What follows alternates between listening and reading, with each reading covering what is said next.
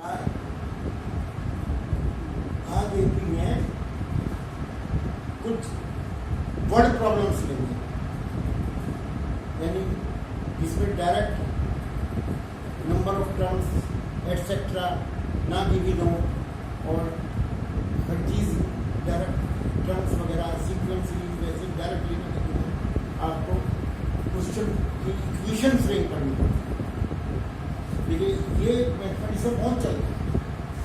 कोई सा भी चैप्टर हो, इक्वेशन फ्रेम करना is important part for mathematics.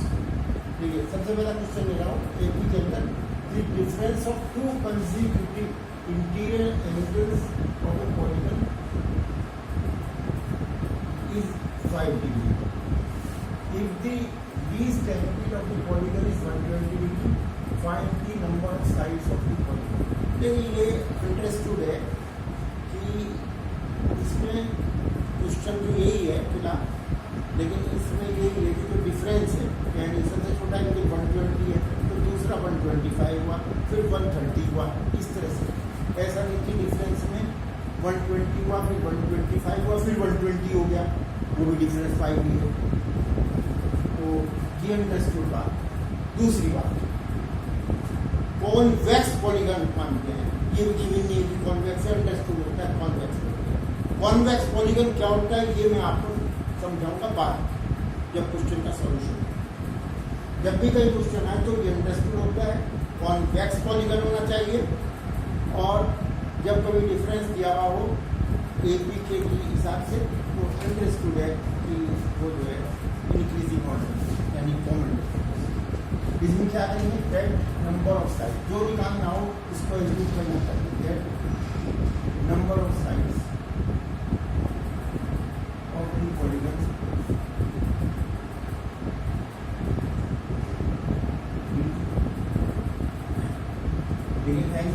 Positive integer होना चाहिए। अब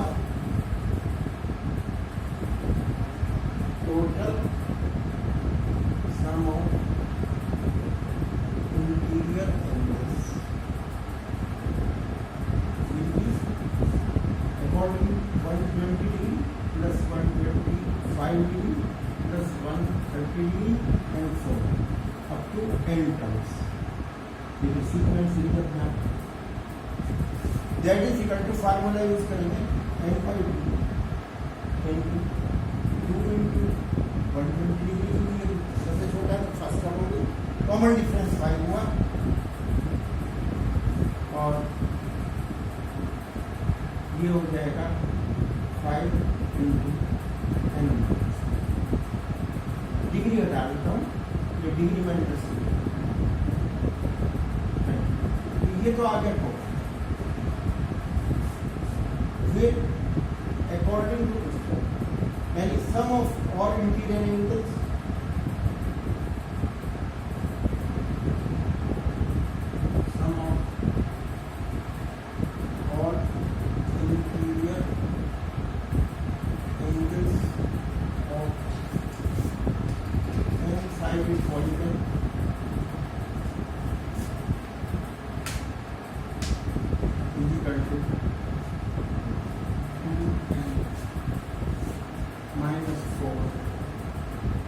राइट एंगल्स होता है, ये आपने पढ़ा।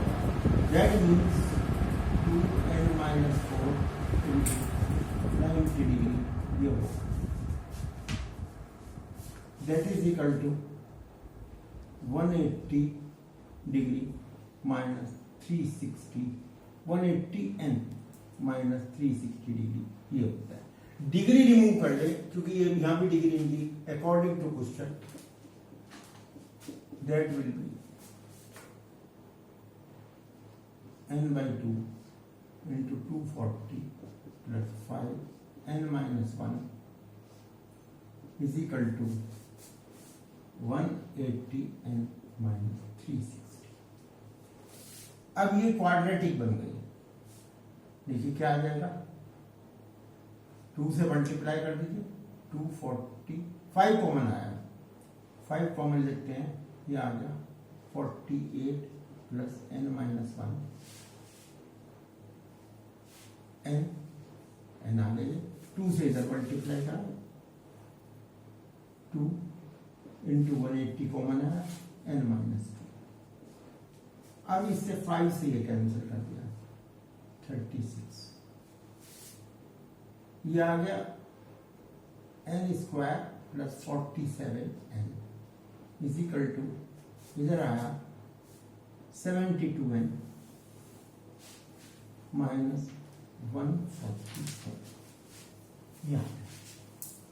That means n square minus 25n plus 144 is equal to 0। ये इक्वेशन क्वाड्रेटिक बनता है। इसके दो सॉल्यूशन होंगे। अब दोनों पॉजिटिव इंटीजर होते हैं, नेचुरल नंबर्स होते हैं, तो वर्कआउट करेंगे। अब आप देखिए, इनको करते हैं सॉल्व बाय फैक्टराइजेशन। ये हो जाएगा n minus 16 into n minus 9 is equal to 0 और n इज इक्वल टू 16 और 9। अब ये देखना है, देखिए यहाँ इंपॉर्टेंट पॉइंट शुरू होता है कि दोनों वैलिड हैं क्या, क्योंकि दोनों पॉजिटिव इंटीजर आगे, वैसे तो वैलिड लग रहे हैं। अब इसमें देखिए जो भी पॉलीगन होगा 120 बढ़ते जा रहे होंगे,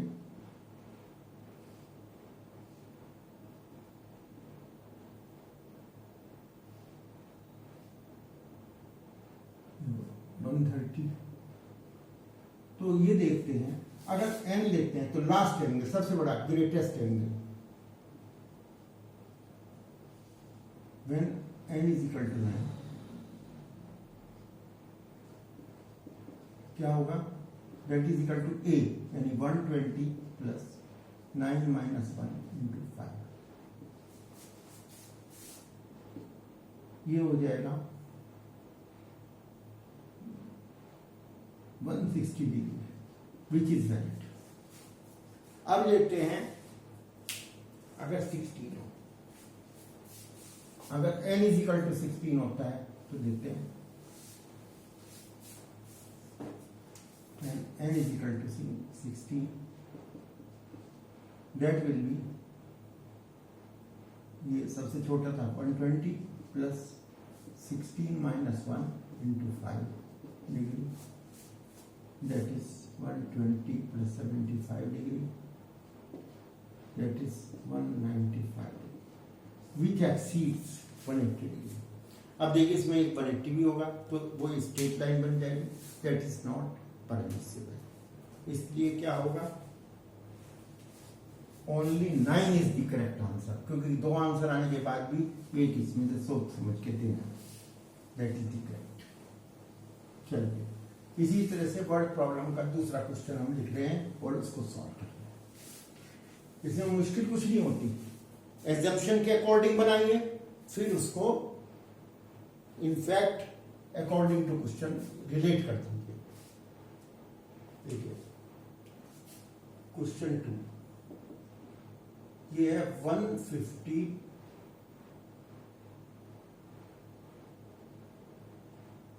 workers were engaged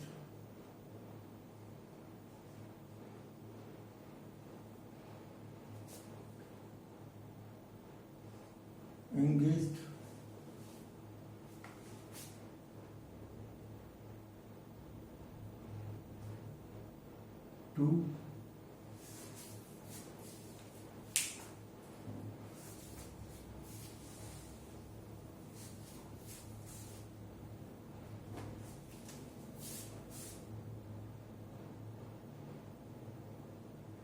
(150 workers were engaged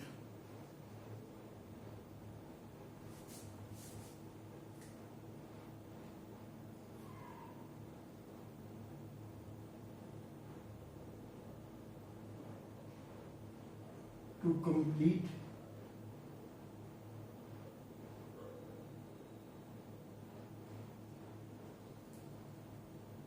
for a work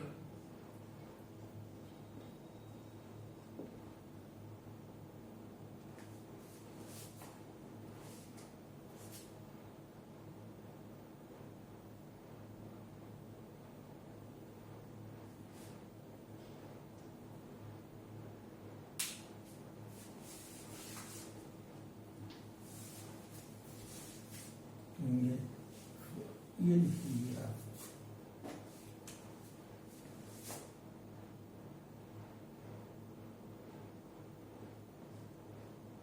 or perform job to complete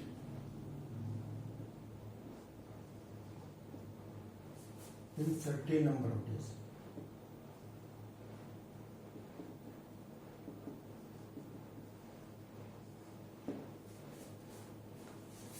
मतलब ये कि 150 वर्कर किसी काम को कंप्लीट करने के लिए लगाए गए। अब 4 workers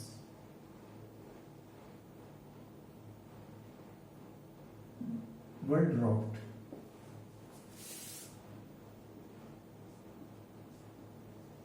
on second day.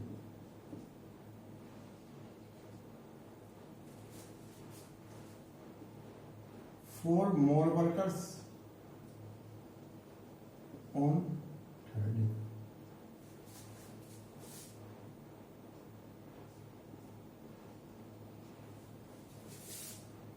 Four more workers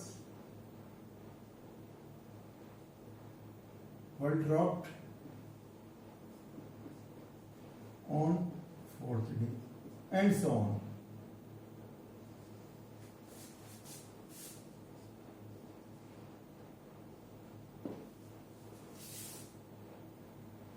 इस तरह से it took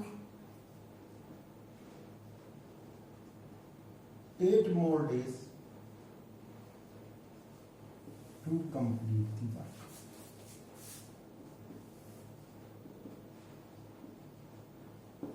Find the number of days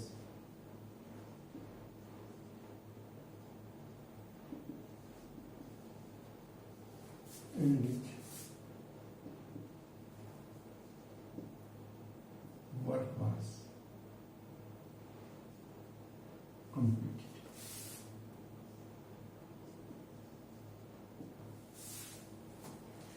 अब इसमें भी अज्यूम कर लीजिए that it was completed,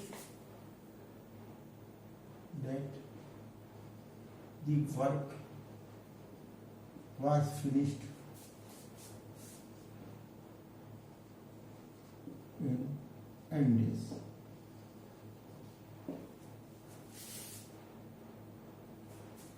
अब आप देखते हैं फर्स्ट हमें टोटल वर्कर्स रिक्वायर्ड, देखिए समझिए इसको, required 150 for how many days, n + 8 days. n में तो काम कंप्लीट हुआ, सॉरी n - 8 डेज, क्योंकि n - 8 डेज के लिए लगाए थे। अगर हमने 20 डेज के लिए मैं रिक्वायर्ड था तो 28 डेज में हुआ। 30 डेज में अगर रिक्वायर्ड था कंप्लीट होना तो 38 डेज में कंप्लीट हुआ, क्योंकि वर्कर्स रिड्यूस होती चले गई। तो इसलिए हम लिखते हैं टोटल वर्कर्स रिक्वायर्ड 150 फॉर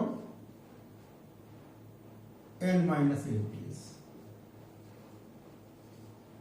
तो वर्किंग ये कहलाते हैं वर्किंग मैन डेज। यानी अगर एक ही पर्सन काम करता तो कितने दिन के लिए करता, तो 150 इंटू ये, अगर 150 वर्कर्स हमारे 20 डेज के लिए तो 3000 वर्कर्स एक दिन लगाइए, या एक दिन अगर एक वर्कर लगाएंगे तो 3000 डेज के में फिनिश कर पाएगा। ये आपने पहले पढ़ा हुआ है। तो इतनी रिक्वायरमेंट है, ठीक है, इसको अच्छी तरह कर लीजिएगा। अब इन फैक्ट कितने वर्किंग मेंबर्स मिले हमको, working days, working man days मिले। देखिए पहले दिन फर्स्ट डे 150, सेकेंड डे 4 निकल गए 146, नेक्स्ट डे 142, उसके बाद 138, और इस तरह चलते रहे अप टू n डेज। देखिए क्लियर हुई बात है। 150 पहले दिन वर्कर हुए, 146 नेक्स्ट डे, 4 ड्रॉप्ड, फिर नेक्स्ट डे 4 और गिर गए, तो इस तरह करते करते ये n डेज। तो अब ये देखिए टोटल कितना आया, that is equal to n/2 into 300। देखिए सिंपल है, AP का सम n-1 कॉमन डिफरेंस -4 क्योंकि रिड्यूस हो रहे हैं, और according to question that must be equal to 150।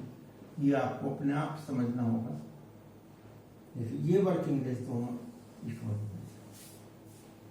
अब इसको सॉल्व करेंगे। देखिए क्या है, 2 इधर से 4 कॉमन ले लीजिए, 4n/2 क्या बचा 75 प्लस n-1 माइनस में आ जाएगा ये 2 आ गया is equal to 150 into n-8 days. 2 से ये कैंसिल हुआ, ये 75। अब देखिए इधर आया 75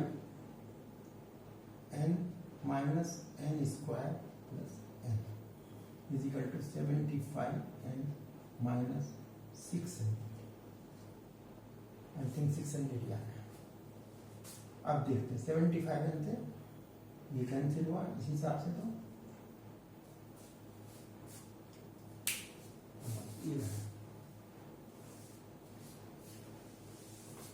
तो अब हम इसको करते हैं,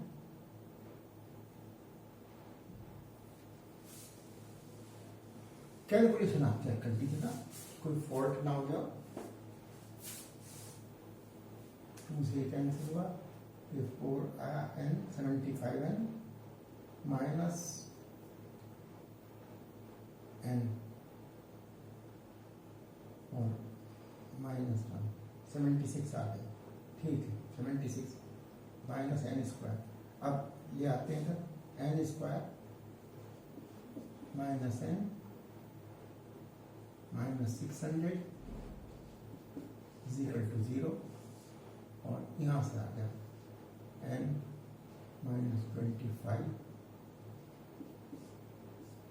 n प्लस 24। मेरे हिसाब से ये आया, नेगेटिव हो नहीं सकता। ये n की भी 2 वैल्यू आ गई, n इज इक्वल टू 25 और n is equal to minus 24 which is not valid. देखिए एक चीज और बता रहा हूं, अगर इसमें दोनों आंसर पॉजिटिव होते हैं फिर हमें देखना पड़ता। ये चीज इंपॉर्टेंट है, ध्यान रखना इस बात को। यहाँ तो मैंने ले लिया था क्वेश्चन ऐसे ही, एनसीईआरटी प्रॉब्लम है ये, तो मैंने ले ली थी इसलिए इंपॉर्टेंट प्रॉब्लम है। कैलकुलेशन भी चेक कर सकते हैं। अगर ये आंसर दोनों पॉजिटिव आ जाए तो इसमें भी ध्यान रखना, छोटे वाला आंसर चलेगा। उसका रीजन है, मान लिया वो हमें जो वर्कआउट है, सपोज एक आंसर आता है 20 और एक आता है मान लिया 25, तो उस केस में जब काम हमारा 20 डेज में खत्म हो जाएगा, हम 25 तक क्यों जाएंगे, समझ गए नहीं? Therefore that will not count. तो ये बात ध्यान रखना, छोटा आंसर देना चाहिए, ठीक है नहीं? जब काम फिनिश हो गया तो मैं आगे चलने की जरूरत क्या, क्योंकि बाकी का सम 0 हो जाएगा।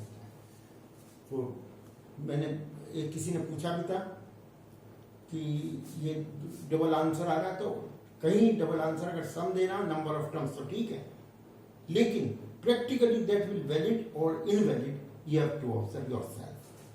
That's it, thank you.